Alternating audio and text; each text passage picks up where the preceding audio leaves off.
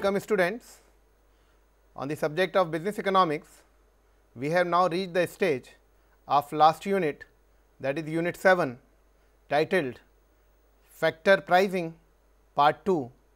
In this program, we are going to talk about interest theories. Now, when we are talking about interest theories, first we will have to discuss the concept of interest. Interest is basically the reward that the lender gets from the borrower in such a way that it is dependent on the interest rates, also depending on the acts of saving and lending. Someone who saves is in a position to lend the money, and also the act of borrowing and investing. The one who borrows invests it. Interest is also looked upon as the price a borrower must pay to secure scarce loanable funds. As I have said, it is also considered as the reward for capital. Now, capital is also of two types. The first one is physical capital, the second one is the financial capital. And based on these two types of capital, we have two concepts of interest. The first one, real rate of interest, that is the rate of interest on physical capital, and then the second one is called the market rate of interest, which is based on the rate of interest for financial capital. Basically, there are two theories of interest, namely classical theory of interest and the loanable funds theory of interest. First, we will be talking about the classical theory of interest.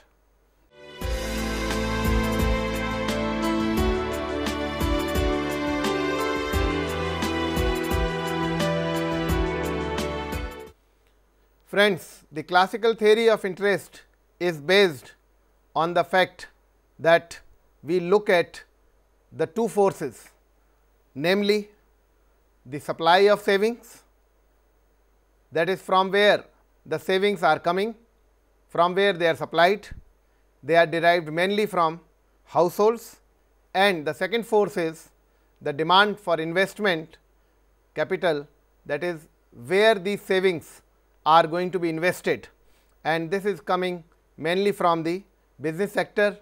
That means that the entrepreneurs borrow money from the savings market, that is the households, in order to invest in their business. Classical theory of interest works upon explaining the determination of the rate of interest by real factors. Various real factors such as thrift, time preference and the productivity of the physical capital are taken into account while deciding the rate of interest. This rate of interest is also explained in the classical theory of interest through the interaction of the demand for saving as well as the supply of savings. According to economists, interest is considered as a price. It is also having emphasis on time preference and also looked upon as rate of return over price. What is the meaning of this concept of interest is that if somebody is saving and somebody is foregoing the present use of that saving and is interested in having future satisfaction of the use of that saving, then that person is willing to lend money to others. Now, this kind of patience that he is having, this kind of time preference that he is having, of abstaining from the current consumption of savings should earn him some reward, and that is considered as the concept of interest. On the other hand, the person who is borrowing money requires money for present consumption, but then he is also investing this money in his business. He is borrowing money so that he can invest it in developing physical capital, and this physical capital is developed so that in future more goods can be produced. When more goods are produced, then revenue is earned by the company. So, the investor is borrowing money at present for investing in physical capital and also prepared to pay the rate of interest on the money that he is borrowing, because he is expecting that in future when his production will be completed and when he will earn the revenue, then his productivity of physical capital will get him more earnings than the interest that he is paying today on the savings. So, this is the whole concept of interest, and we should be focusing more upon this in our classical theory of interest. As far as the classical theory of interest goes, it looks at both the supply side of savings as well as the demand side of savings. First, we talk about supply side of savings, which is also reflected in household savings. Now, current household savings equal the difference between current income and current consumption expenditure. Naturally, the one who is earning more than what he or she is able to spend, then only savings will accrue. Now, individuals, if they are preferring the current over future consumption, and the payment of interest is a reward for waiting. So, this is where the time preference comes into play. Higher interest rate encourages the substitution of current saving for current consumption. That means that if you are having the motivation in terms of higher interest rate, then you will like to lend it to others, so that in future you can have higher rate of interest on the savings that you have lent to others. Similarly, this can be also graphically shown here as the substitution effect, wherein we have tried to relate savings and interest rate. Now, if you are seeing this figure, then you will find that the savings are shown on the x axis and the interest rate are shown on the y axis. For the particular level of interest, say R1 here on the y axis, what we are getting is that the current savings level is S1, and if we are prepared to increase our interest rates from R1 to R2, then you see here, because of the higher motivation, savings also increase from S1 level to S2 level. So, this is the basic phenomena of the interest rate, that if the interest rate is increased from R1 level to R2 level, then there will be greater motivation, and then the household savings will also be increased from S1 level to S2 level. Now, let us turn our attention to the concept of investment. What happens in case of investment? As far as the investment demand schedule is concerned, we have taken investment spending on the x axis and interest rate on the y axis. Once again, when the R1 rate of interest is charged from the entrepreneurs, then they are investing at I1 level at present, but the moment interest rate being charged increase from R1 level to R2 level, then the level of investment drops to a lower level, simply because that the entrepreneur, if he was getting funds at a lower rate of interest, then he was motivated to invest higher level, and if the rate of interest is increased, then his motivation level drops and his investment level also drops from I1 level to I2 level.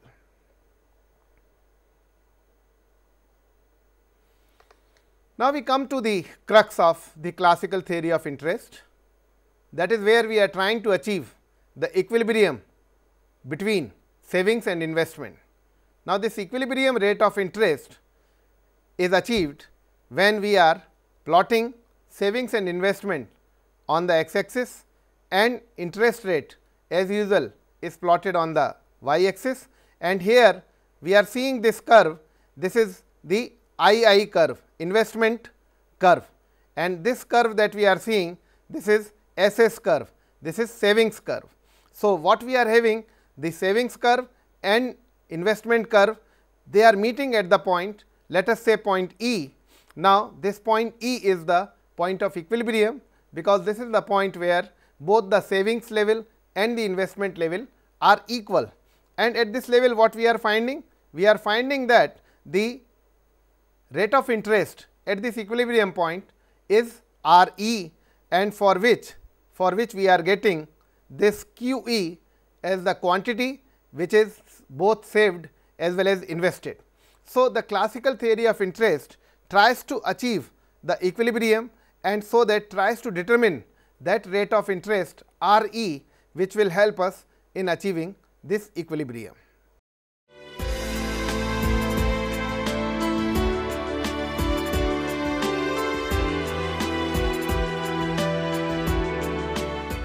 But there are certain limitations of the classical theory of interest. Major limitation is that the factors other than savings and investment that affect interest rates are ignored, because basically we have been focusing only on the two aspects of saving and investment, while there are other factors, both external as well as internal, which have not been considered in this particular theory, but they affect the business in a major way. For example, that if there is a major technological change, and that major technological change is such that if the company does not go for adopting that technological change, the company may be totally become obsolete and may have to move out of business. In that case, even if the funds are available at a higher rate of interest, the company will have no other option but to go to the market to acquire funds and deploy those funds in the modernization of plant, because the whole survival of the company is at stake. So, such an external environmental factor, that of technological changes, technological adoption, can become so important, which is not considered in this classical theory of interest, which considers only savings as well as the investment rates only. Nowadays, economists also recognize that income is more important than interest rates in determining the volume of savings, meaning thereby that the person who is making funds available in the financial market, he will have to consider many other factors, such as his or her own income. Now, there are many issues involved. If the income is uniform, then maybe the classical theory of interest may be applicable, but if the income increases with age, so then the person may feel that whatever I am able to earn today, I should be utilizing at present only, because in future I will have higher levels of income. So, in future I may invest or I may save and lend money. Third situation may be that the income is decreasing with age. If the income is decreasing with age, then the investor will feel that the kind of investment that I am planning, I should do it in present only, because in future when my income becomes less, then my earning from this interest will supplement and complement my income. So, that way income of the savers also plays an important role in this particular discussion.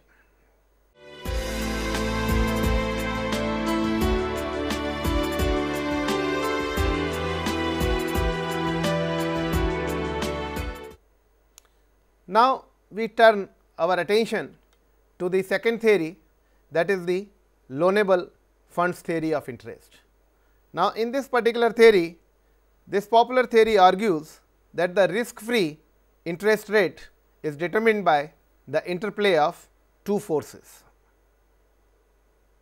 First one is the demand for credit, that is loanable funds by domestic businesses, consumers, governments as well as foreign borrowers.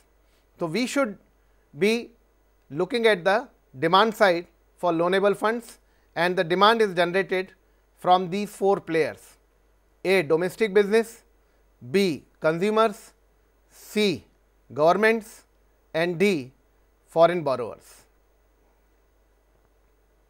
As far as the supply of loanable funds from domestic savings, dishoarding of money balances, money creation by the banking system as well as foreign lending.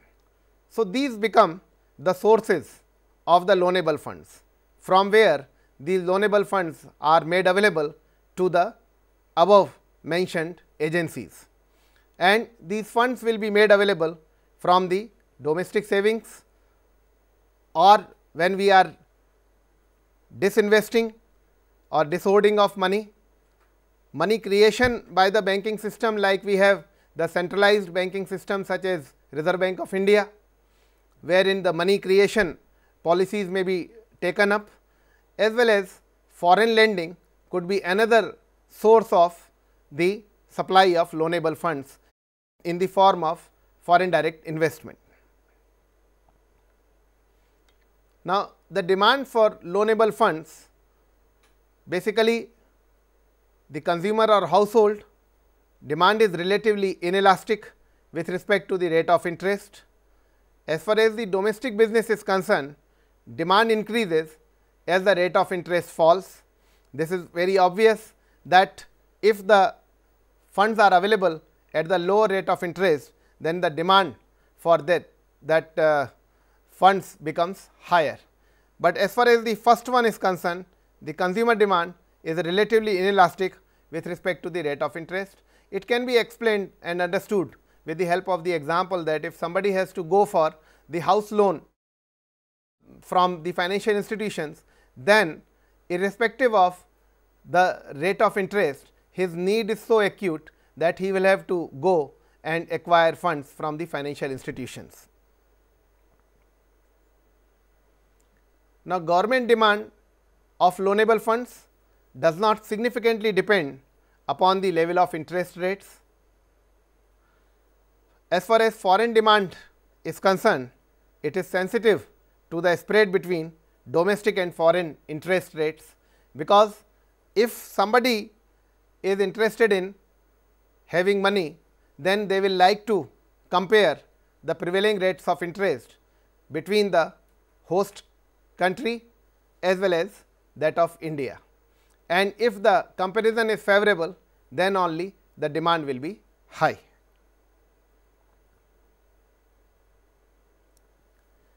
The loanable funds theory of interest works like this, that on the x axis we have taken the amount of loanable funds, on the y axis we have taken interest rates, and the total demand, which is consisting of these four segments.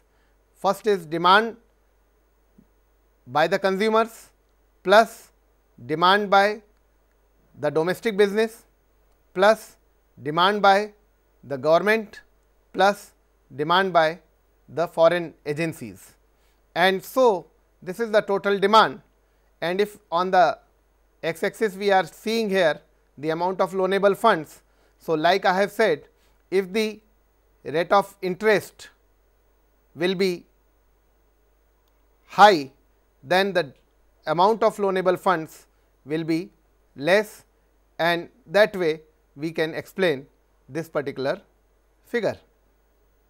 As far as the supply of loanable funds is concerned, the supply will come from domestic savings, which is the net effect of income substitution, and wealth effects is a relatively interest inelastic supply of savings curve. Similarly, the disorderly of money balances, when individuals and businesses dispose of their excess cash holdings, the supply of loanable funds available to others is increased. This is happening particularly when one business is trying to acquire other business. So, that is where the excess funds one business is having is utilized in the acquisition of the other business. This is also affected by the creation of credit by the domestic banking system. In our case, the central policy making body is that of Reserve Bank of India, and as I have already said that the foreign lending is sensitive to the spread between domestic and foreign interest rate, which has already been explained.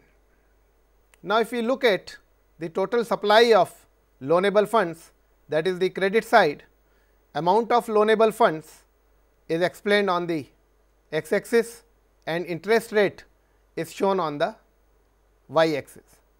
Total supply, which is the sum total of domestic savings, the loanable funds are supplied by domestic savings plus newly created money from the banking system plus foreign lending and plus hoarding demand. So, this is the total supply. Once again, when we see that the interest rate is less, then the total supply is less, because the people do not have the motivation to give money. But when the interest rate goes on increasing, this total supply goes on increasing and amount of loanable funds which is available in the market also increases. We have the loanable funds theory of interest working in the similar way as the classical theory of interest, in which we are trying to achieve the equilibrium between demand and supply, and once again the amount of loanable funds here and interest rate on the y axis, once again the demand and supply, they are interacting at this point of equilibrium E, and once again we are having the quantity of loanable funds Q E, which is available to us at the equilibrium rate of interest here. At equilibrium, what is happening is that the planned savings are equal to planned investment across the whole economic system. We are taking a macro viewpoint here. Money supply is equal to money demand. Supply of loanable funds is equal to demand for loanable funds. Net foreign demand for loanable funds is equal to net exports.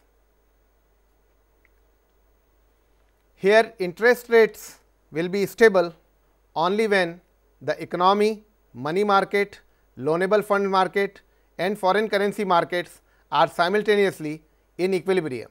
So, that is where if we are achieving an equilibrium between the demand on one hand and supply on the other hand, then only interest rates will be stable in the market.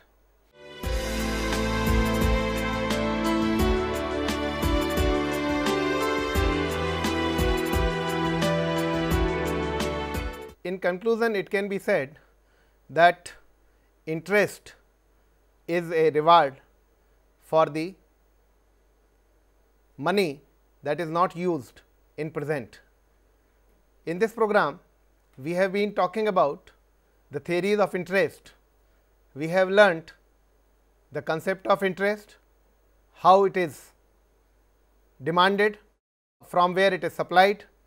We have discussed two theories, namely the classical theory of interest as well as the loanable funds theory.